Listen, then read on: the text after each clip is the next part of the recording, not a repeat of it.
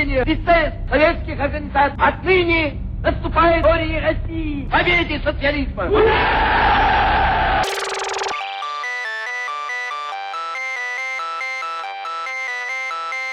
Olá, eu sou Isaac Varzin, aqui do Revolução Colunista, e seja bem-vindo a mais um episódio do Leitura Dinâmica, onde toda semana a gente faz a leitura de um trecho de um livro, de um artigo, de um documento que a gente julga ser importante o conhecimento, a divulgação e, obviamente, a leitura. No episódio de hoje a gente vai ler o livro Realism Capitalism, ou em português, Realismo Capitalista, do escritor britânico Mark Fisher. Eu faço questão de dizer o nome em inglês e português porque, na verdade, esse livro não tem uma versão em português ainda. A leitura que a gente vai fazer aqui é uma tradução feita por mim. É um livro que eu gosto muito, que já li algumas vezes e julgo que seja muito importante que o público brasileiro possa ter acesso. Então, por conta disso, foi feito esse trabalho de tradução. Espero realmente que em breve esse livro possa ser lançado também no Brasil. O Mark Fisher, que faleceu em 2017, ele foi um escritor, um crítico, um teórico cultural, filósofo e professor, muito conhecido inclusive pelo seu blog, o K-Punk, onde ele fazia muitas análises socioculturais, filosóficas, da cultura pop, da música. E o Realism Capitalism é provavelmente o seu livro mais conhecido e a sua obra mais forte. No episódio de hoje a gente vai ler os 2 primeiros capítulos e espero que a gente possa ter outros episódios aqui para fazer a leitura do restante do livro. Se você gostar desse vídeo, não esqueça de dar o seu like, de se inscrever no canal, ativar as notificações, é bem importante para a gente, para que esse trabalho possa crescer. E se você já conhece nosso canal, se gosta dele, considere ser um apoiador. A gente tem uma campanha de financiamento coletivo pelo Apoia-se, o link está aí embaixo na descrição desse vídeo.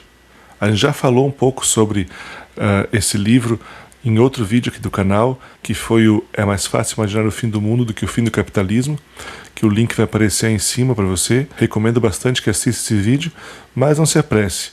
Apesar do link ter aparecido agora, assista primeiro esse vídeo, lá no final do vídeo, esse mesmo link vai estar nas recomendações de outros vídeos do canal. Portanto, aproveite o tempo, boa leitura, e vamos lá com Realismo Capitalista, ou Capitalist Realism, de Mark Fisher. Capítulo 1. É mais fácil imaginar o fim do mundo do que o fim do capitalismo. Em uma das cenas do filme de Afonso Cuarón, Filhos da Esperança, de 2006, o personagem Theo, interpretado por Clive Owen, visita um amigo na usina termoelétrica de Battersea, que agora é uma mistura de prédio do governo com uma coleção particular.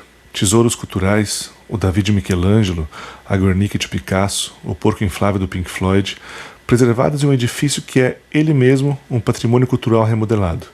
Esse é nosso único vislumbre da vida das elites, escondidas do efeito de uma catástrofe que causou esterilidade em massa. Nenhuma criança nasceu por uma geração. Theo questiona: como tudo isso pode importar se não haverá ninguém para ver? O álibi não pode ser mais uma futura geração, já que não haverá uma. A resposta é puro hedonismo nihilista. Eu tento não pensar sobre isso.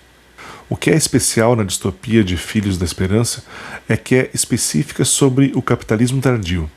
Não é o cenário familiar de um totalitarismo mostrado em distopias cinematográficas, como por exemplo o filme V de Vingança, de 2005. No romance de P.D. James, em que o filme é baseado, a democracia é suspensa e o país é governado por um ditador autoproclamado. Mas, sabiamente, o filme minimiza tudo isso. Até onde sabemos, as medidas autoritárias que estão ativas em todo lugar podem ter sido implementadas dentro de uma estrutura policial que permanece supostamente democrática. A guerra ao terror nos preparou para isso. A normalização da crise produz uma situação na qual a revogação das medidas criadas para lidar com uma suposta emergência parece inimaginável. Quando a guerra vai acabar? Assistir Filhos da Esperança inevitavelmente nos lembra da frase atribuída a Frederick Jameson e Slavoj Zizek, que é mais fácil imaginar o fim do mundo do que o fim do capitalismo. A frase capta perfeitamente o que eu quero dizer com o realismo capitalista, o amplo senso de que não apenas o capitalismo é o único sistema político e econômico viável, mas também que já é impossível sequer imaginar uma alternativa coerente para ele. Outrora, filmes e romances distópicos eram exercícios de imaginação para isso, os desastres servindo como pretexto narrativo para o surgimento de diferentes formas de vida, não em Filhos da Esperança. O mundo que ele propõe parece mais uma extrapolação ou exacerbação do nosso do que uma alternativa a ele. Nesse mundo, assim como no nosso, o ultra-autoritarismo e o capital andam juntos. Campos de concentração e franquias de café coexistem. Em Filhos da Esperança, o espaço público é abandonado, entregue ao lixo e a animais. Uma cena em especial acontece dentro de uma escola abandonada onde um cervo corre. Neoliberais, que representam por excelência o realismo capitalista, celebravam a destruição do espaço público, mas ao contrário de suas esperanças oficiais, o Estado não desaparece em Filhos da Esperança. Apenas recua para o núcleo de suas funções policiais e militares. Digo esperanças oficiais, já que o neoliberalismo sorrateiramente se apoia ao Estado, mesmo que o escurrasse ideologicamente. Isso ficou espetacularmente claro durante a crise de 2008, quando, a convite de ideólogos neoliberais, o Estado correu para salvar o sistema bancário. A catástrofe em Filhos da Esperança não é nem algo que está para acontecer e nem algo que já aconteceu. Pelo contrário, ela está simplesmente sendo vivida. Não há um momento pontual do desastre. O mundo não acaba em uma explosão. O fim vem surgindo. O mundo gradualmente se desmancha. Quem saberá o que causou a catástrofe? Sua causa jaz em um passado remoto, descolado demais do presente para parecer com o capricho de um ser maligno, um milagre negativo, uma maldição que nenhuma penitência poderá redimir. Tal praga só poderá ser amenizada por uma intervenção que não pode ser prevista mais do que foi a sua própria origem. A ação é inútil. Somente uma esperança sem sentido pode fazer sentido. Proliferam a superstição e a religião, os primeiros recursos dos desamparados. Mas é catástrofe em si. É evidente que o tema da esterilidade deve ser lido metaforicamente como substituto para outro tipo de ansiedade. Quero argumentar que essa ansiedade pede para ser lida em termos culturais, e a questão que o filme nos traz é: por quanto tempo uma cultura sobrevive sem o novo? O que acontece quando os jovens já não são mais capazes de gerar surpresas? Filhos da Esperança suspeita de que o fim, na verdade, já tenha chegado. A ideia de que talvez o futuro nos reserve apenas repetição e reorganização. Poderá ser o caso de não haver mais rupturas, mais choques de novidades? Tais ansiedades tendem a ter como resultado uma oscilação bipolar. A frágil esperança messiânica de que deve haver algo novo no horizonte tropeça na melancólica convicção de que nada de novo pode acontecer. O foco alterna entre a próxima grande novidade e a última grande novidade. Há quanto tempo aconteceu? E o quão grande foi? T.S. Eliot aparece com um pano de fundo em Filhos da Esperança, que no fim das contas empresta o tema da esterilidade de A Terra Inútil. O epígrafe de encerramento do filme, Shanti Shanti Shanti, tem mais a ver com as peças fragmentárias de Eliot do que com a paz dos Upanishads. Talvez seja possível ver as preocupações de outro Eliot, o de tradição e talento individual, encriptado em Filhos dos Homens. Foi nesse ensaio que Eliot, em antecipação a Harold Bloom, escreveu a relação recíproca entre o canônico e o novo. O novo se define em resposta ao que já está estabelecido. Ao mesmo tempo, o já estabelecido deve reconfigurar-se em resposta ao novo. A afirmação de Eliot era que a exaustão do futuro não nos deixa nem com o passado. A tradição não serve para nada quando não é mais contestada e modificada. Uma cultura que é meramente preservada não é cultura. O destino da Guernica de Picasso no filme, outrora um uivo de angústia e indignação contra as atrocidades fascistas, agora um mero enfeite na parede, é exemplar. Como a própria usina termoelétrica de Battersea no filme, a pintura recebe status icônico somente quando é privada de qualquer função ou contexto possível. Nenhum objeto cultural pode manter seu poder quando não há mais novos olhos para vê-lo. Não precisamos esperar pelo futuro de Filhos da Esperança chegar para ver essa transformação da cultura em peças de museu. O poder do realismo capitalista deriva em parte da maneira como o capitalismo submete e consome toda a história anterior, um efeito do seu sistema de equivalência, que pode se apropriar de todos os objetos culturais, sejam eles iconografia religiosa, pornografia ou o capital, o valor monetário. Caminhe pelo Museu Britânico, onde você verá objetos arrancados da vida real e montados como se estivessem no convés da nave espacial do Predador. E você terá uma imagem poderosa desse processo em ação, na transformação de práticas e rituais em objetos meramente estéticos. As crenças de culturas anteriores são objetivamente ironizadas, transformadas em artefatos. O realismo capitalista não é, portanto, um tipo particular de realismo. É mais como o realismo em si, como Marx e Engels observam no Manifesto Comunista. Abre aspas. O capital afogou o sagrado êxtase do fervor religioso, o entusiasmo cavalheiresco e o sentimentalismo pequeno-burguês nas águas geladas do cálculo egoísta. fez da dignidade pessoal um simples valor de troca. Substituiu as numerosas liberdades tão afetuosamente conquistadas por uma liberdade única e impiedosa, a liberdade do comércio. Numa palavra, em lugar da exploração velada por ilusões religiosas e políticas, estabeleceu uma exploração aberta, descarada, direta e brutal. Fecha aspas. O capitalismo é o que resta quando as crenças desmoronam no nível da elaboração ritual ou simbólica, e tudo que sobra é o consumidor/espectador se arrastando pelas ruínas e relíquias. No entanto, essa transformação de crenças em estética, de engajado para o espectador, é considerada uma das virtudes do realismo capitalista. Ao dizer, como Badiou coloca, que nos libertou das abstrações fatais, inspiradas nas ideologias do passado, o realismo capitalista se apresenta como um escudo que nos protege dos perigos colocados pela própria crença. A atitude do distanciamento irônico, própria do capitalismo pós-moderno, deveria nos imunizar contra as seduções do fanatismo. Baixar nossas expectativas, eles dizem, é um pequeno preço a se pagar por estar protegido do terror e totalitarismo. Vivemos em contradição. Badiou observa, abre aspas, um estado de coisas brutal, profundamente desigual, onde toda existência é avaliada apenas em termos de dinheiro, nos é apresentada como ideal. Para justificar seu conservadorismo, os partidários da ordem estabelecida não podem realmente chamá-la de ideal ou maravilhosa. Então, eles decidiram dizer que todo o resto é horrível. Claro, eles dizem. Podemos não viver uma condição de bondade perfeita, mas temos sorte de não vivermos em uma condição de maldade. Nossa democracia não é perfeita, mas é melhor que as ditaduras sangrentas. O capitalismo é injusto, mas não é criminoso como o stalinismo. Deixamos milhões de africanos morrerem de AIDS, mas não fazemos declarações nacionalistas racistas como Milosevic. Matamos iraquianos com nossos aviões, mas não cortamos suas gargantas com facões como em Ruanda, etc. Fecha aspas. O realismo aqui é semelhante à perspectiva deflacionária de um depressivo, ao acreditar que qualquer estado positivo, qualquer esperança, é uma ilusão perigosa. Na sua leitura sobre o capitalismo, certamente a mais impressionante desde Marx, Deleuze e Guattari descreve o capitalismo como um tipo de potencial sombrio que assombrava todos os sistemas sociais anteriores. O capital, eles argumentam, é a coisa inominável, a abominação que as sociedades primitivas e feudais afastaram antecipadamente. Quando chega, o capitalismo traz consigo uma dessacralização maciça da cultura.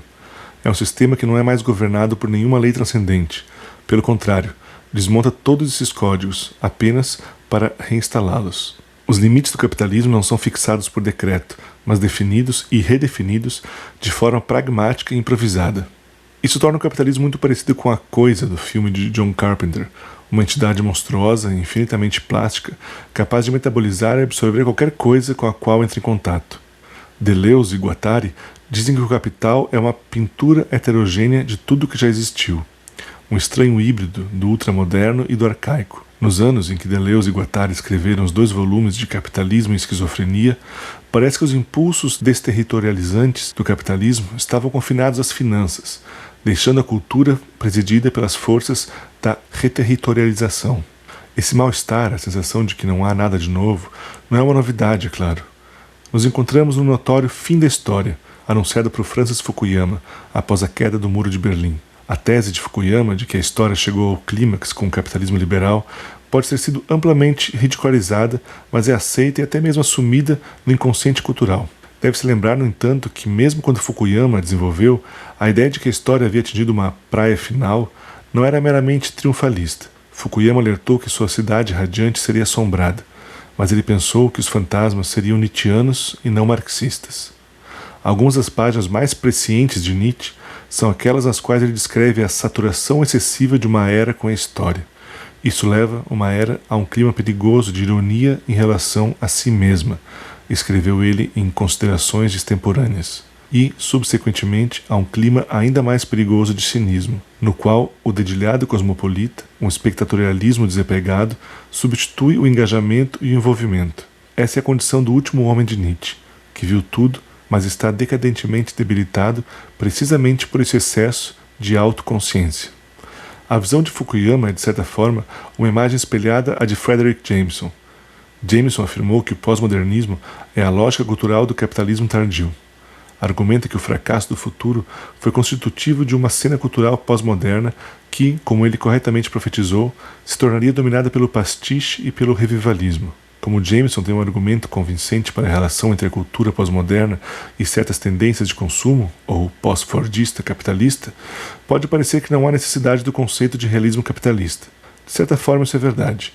O que eu chamo de realismo capitalista pode ser incluído na rúbrica do pós-modernismo, como teorizado por Jameson. No entanto, apesar do heróico trabalho de esclarecimento de Jameson, o pós-modernismo continua sendo um termo amplamente contestado. Seus significados, de forma adequada, mas inútil, instáveis e múltiplos. Mais importante, eu gostaria de argumentar que alguns dos processos que Jameson descreveu e analisou tornaram-se tão agravados e crônicos que passaram por uma mudança de espécie. Há 3 razões pelas quais prefiro o termo realismo capitalista a pós-modernismo. Na década de 1980, quando Jameson desenvolveu sua tese sobre o pós-modernismo, ainda haviam alternativas políticas ao capitalismo, mesmo que na teoria. O que estamos lidando agora, no entanto, é um sentimento de exaustão mais profundo, muito mais penetrante, de esterilidade cultural e política.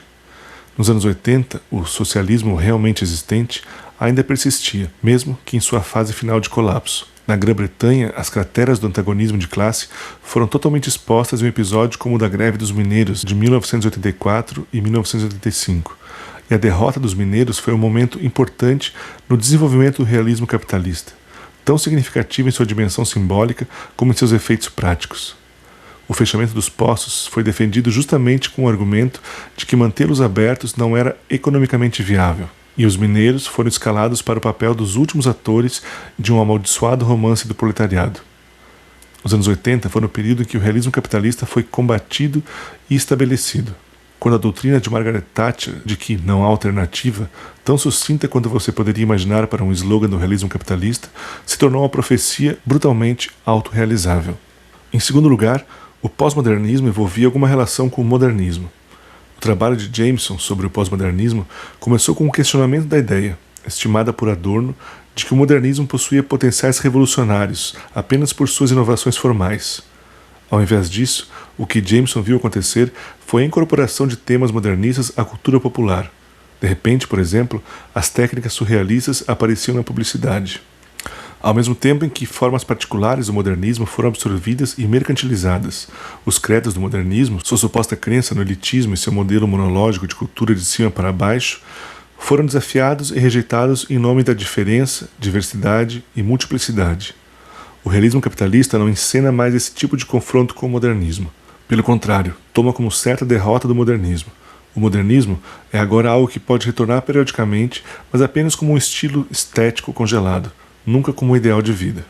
Terceiro, uma geração inteira já se passou desde o colapso do Muro de Berlim. Nas décadas de 60 e 70, o capitalismo teve que enfrentar o problema de como conter e absorver energias externas. Agora, de fato, tem o problema oposto. Tendo incorporado com muito êxito a externalidade, como pode funcionar sem um exterior que possa colonizar e se apropriar?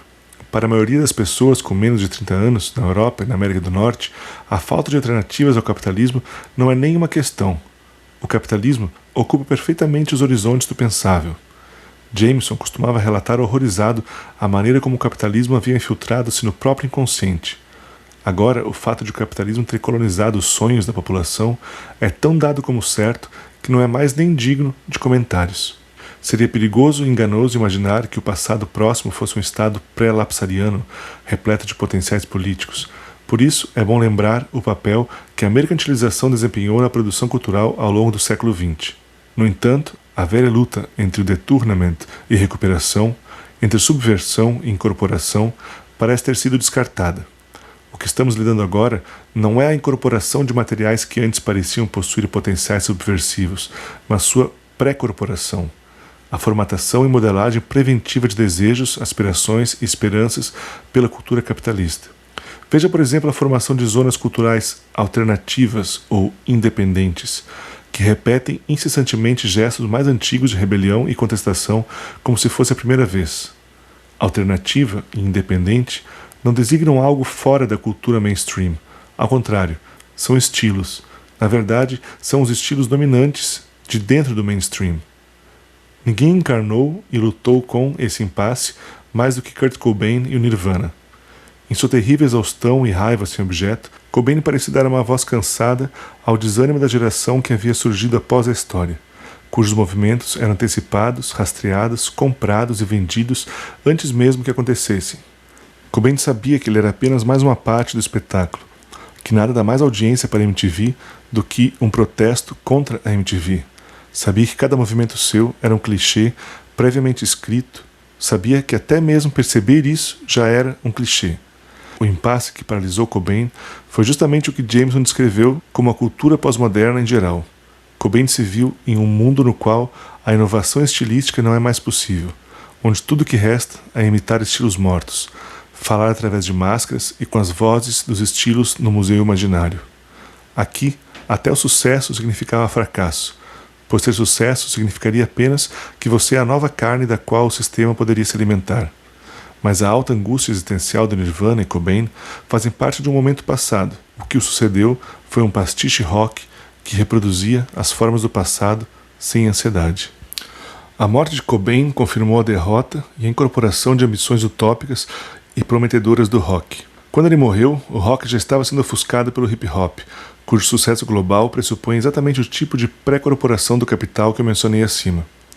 Com o hip-hop, qualquer esperança ingênua de que a cultura jovem poderia mudar qualquer coisa foi substituída pela pragmática adoção de uma versão brutalmente redutora da realidade. Sobre hip-hop, apontou Simon Reynolds em um ensaio de 1996 na revista The Wire. Abre aspas. O real tem dois significados. Primeiro, significa música autêntica e descomprometida, que recusa se vender para a indústria musical e suavizar sua mensagem para se adaptar. Real também significa que a música reflete uma realidade constituída pela instabilidade econômica do capitalismo tardio, racismo institucionalizado e maior vigilância e perseguição dos jovens pela polícia. Real significa a morte do social. Significa empresas que agem pelo aumento dos lucros, não aumentando os salários ou os benefícios, mas diminuindo. A demissão da força de trabalho fixa para criar uma série de empregos flutuantes de trabalhadores em regime de meio período e freelancers, sem benefícios ou segurança no emprego. Fecha aspas. No fim das contas, foi precisamente o desempenho do hip-hop nessa primeira versão do real, descomprometida, que permitiu sua fácil absorção para a segunda, a realidade da instabilidade econômica e do capitalismo tardio, onde essa autenticidade se mostra altamente comercializável. O gangster rap nem apenas reflete condições sociais pré-existentes, como afirmam muitos dos seus advogados, nem apenas as causa, como argumentam seus críticos. Mas sim, o circuito pelo qual o hip-hop e o campo social do capitalismo tardio se alimentam um ao outro é um dos meios pelos quais o realismo capitalista se transforma em uma espécie de mito antimítico. A afinidade entre o hip-hop e filmes de gangster como Scarface, O Poderoso Chefão, Reservoir Dogs, Os Bons Companheiros e Pulp Fiction vem de seu argumento em comum de despir o mundo de ilusões sentimentais e ver como ele realmente é. Uma guerra hobbesiana de todos contra todos, um sistema de exploração perpétua e criminalidade generalizada. Sobre o hip-hop, Reynolds escreve, abre aspas, ficar real é confrontar um estado de natureza em que cachorro come cachorro, onde você é um vencedor ou um perdedor e onde a maioria será de perdedores. Fecha aspas. A mesma visão neo-noir de mundo pode ser encontrada nos quadrinhos de Frank Miller e nos romances de James Ellroy. Existe um tipo de machismo da desmitologização nas obras de Miller e Ellroy. Eles se apresentam como observadores inflexíveis que se recusam a embelezar o mundo para que ele possa se encaixar nos simples padrões éticos binários dos quadrinhos de super-heróis e do romance policial tradicional.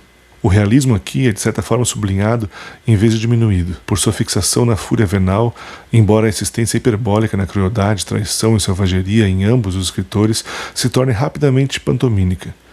Em sua escuridão, Mike Davis escreveu sobre Ellroy em 1992. Abre aspas. Não resta luz para projetar sombras, e o mal se torna uma banalidade forense. O resultado se parece muito com a textura moral da era Reagan-Bush, uma supersaturação da corrupção que chega a deixar de ofender ou mesmo de interessar. Fecha aspas. No entanto, essa dessensibilização serve para o realismo capitalista. Davis hipotetizou que o papel de L.A. Noir pode ter sido endossar o surgimento do Homo Reganus. Capítulo 2. E se você fizesse um protesto e todos viessem? Nos casos do gangster rap e Ellroy, o realismo capitalista assume a forma de uma espécie de superidentificação com o capital em seu predador mais impiedoso. Mas isso não precisa ser necessariamente o caso.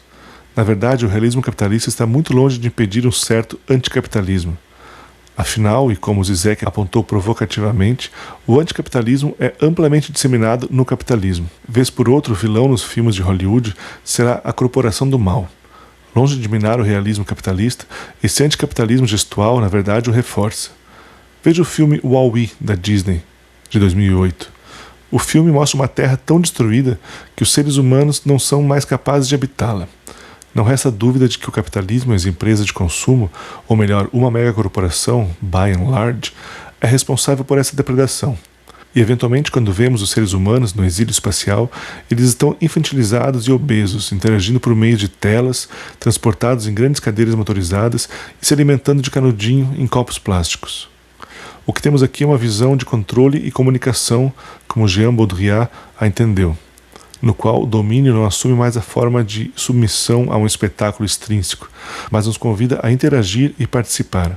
É como se o próprio público do cinema fosse o objeto dessa sátira, o que levou alguns espectadores de direita a reagirem com aversão ao filme, acusando a Disney e a Pixar de atacarem seu próprio público. Mas esse tipo de ironia alimenta mais do que desafia o realismo capitalista. Um filme como Wall-E exemplifica o que Robert Fowler chamou de interpassividade. O filme age por nós, em nosso lugar, em nosso anticapitalismo, permitindo que continuemos a consumir impunemente. O papel da ideologia capitalista não é defender explicitamente algo da maneira que a propaganda faz, mas esconder o fato de que as operações do capital não dependem de nenhum tipo de crença subjetiva. É impossível conceber o fascismo ou o stalinismo sem propaganda, mas o capitalismo pode funcionar perfeitamente bem, de certa forma até melhor, sem que ninguém o defenda. O conselho de Zizek permanece valioso aqui. Abre aspas. Se o conceito de ideologia é o clássico no qual a ilusão está localizada no conhecimento, ele argumenta, então a sociedade de hoje deve parecer pós-ideológica. A ideologia predominante é a do cinismo. As pessoas não acreditam mais em uma verdade ideológica, não levam a sério proposições ideológicas. O nível fundamental da ideologia, no entanto, não é de uma ilusão que mascara o estado real das coisas, mas a de uma fantasia inconsciente estruturando nossa própria realidade social. E nesse nível, é claro que estamos longe de ser uma sociedade pós-ideológica. A distância cínica é apenas uma maneira para cegar-nos do poder estrutural da fantasia ideológica. Mesmo que não levemos as coisas a sério, mesmo que mantenhamos uma distância irônica, ainda estamos fazendo elas.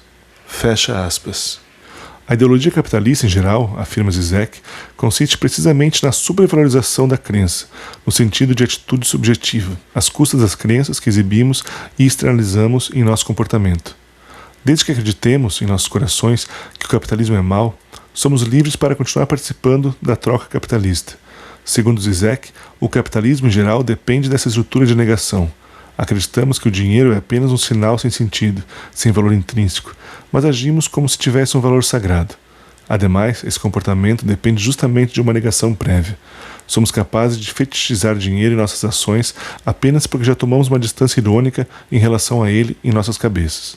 O anticapitalismo corporativo não importaria se pudesse ser diferenciado de um autêntico movimento anticapitalista. No entanto, mesmo antes que seu ímpeto fosse neutralizado pelos ataques de 11 de setembro no World Trade Center, o chamado movimento anticapitalista parecia também ter cedido demais ao realismo capitalista. Como não foi capaz de propor um modelo político-econômico alternativo coerente para se opor ao capitalismo, suspeitava-se que o real objetivo não era substituir o capitalismo, mas sim suavizar seus piores excessos. E, como a forma de suas atividades tendia a ser a organização de protestos em vez de uma organização política, houve uma sensação de que o movimento anticapitalista consistia em fazer uma série de demandas histéricas que não esperavam realmente que fossem atendidas. Protestos formaram uma espécie de ruído carnavalesco ao realismo capitalista, compartilhando demais com eventos hiperempresariais, como o Live Aid de 2005, com suas demandas exorbitantes que os políticos legislassem a pobreza para fora do mundo. O Live Aid foi um tipo estranho de protesto, um protesto com o qual todos podiam concordar. Quem é que realmente quer a pobreza? E não é que o Live Aid fosse uma forma degradante de protesto. Pelo contrário, foi no Live Aid que a lógica do protesto foi revelada em sua forma mais pura. O impulso dos protestos dos anos 60 partiu do princípio da figura de um pai malvado, o precursor de um princípio de realidade em que supostamente cruel e arbitrariamente negava o direito ao gozo total. Esse pai tem acesso ilimitado a recursos, mas ele, egoisticamente e sem sentido, acumula-os. No entanto, não é o capitalismo, mas o protesto em si que depende dessa figura paterna. E um dos sucessos da elite global atual tem sido a de evitar sua identificação com a figura do pai acumulador, embora a realidade que eles impõem aos jovens é substancialmente mais dura do que as condições contra as quais eles protestaram nos anos 60. De fato, era claro que a própria elite global, na forma de artistas como Richard Curtis e Bono, que organizou o evento Live Aid. Reivindicar uma ação política real significa, antes de tudo, aceitar nossa inserção ao nível do desejo no moedor de carne implacável do capital. O que está sendo negado nesse repúdio ao mal e ignorância sobre o outro fantasmático é a nossa própria cumplicidade em redes planetárias de opressão. O que precisamos ter em mente é que o capitalismo é uma estrutura impessoal, hiperabstrata e que não seria nada sem a nossa cooperação. A descrição mais gótica do capital também é a mais precisa. Capital é um parasita abstrato, um vampiro insaciável e criador de zumbis, mas a carne viva que ele converte em trabalho morto é a nossa, e os zumbis que cria somos nós. Há um sentido em que simplesmente seria o caso de a elite política ser nossa serva. O miserável serviço que eles nos prestam consiste em lavar nossas libidos, amavelmente reapresentando nossos desejos negados como se não tivessem nada a ver com a gente. A chantagem ideológica que existe desde os shows do Live Aid em 1985 insiste na ideia de que indivíduos atenciosos poderiam acabar com a fome diretamente, sem necessidade de qualquer tipo de solução política ou reorganização sistêmica. É preciso agir imediatamente, nos disseram. A política tem que ser suspensa em nome do imediatismo ético. A marca Produto Vermelho, de Bonovox, queria dispensar até mesmo o intermédio filantrópico. Filantropia é como música hip, de mãos dadas, Bono disse. Vermelho é mais como punk rock, hip hop. Tem que parecer com comércio pesado. A questão não era oferecer uma alternativa ao capitalismo.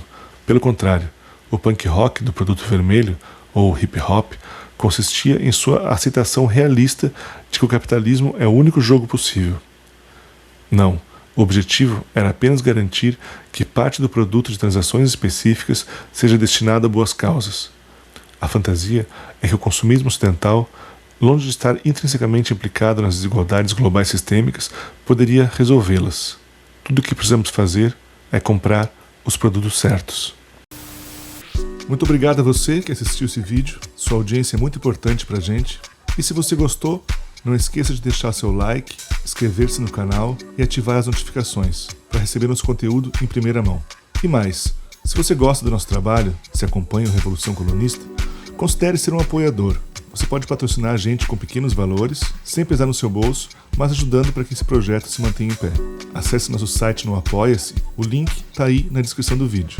Fazendo isso, além de ajudar a gente, você vai receber conteúdo exclusivo semanalmente. Muito obrigado e até o próximo vídeo.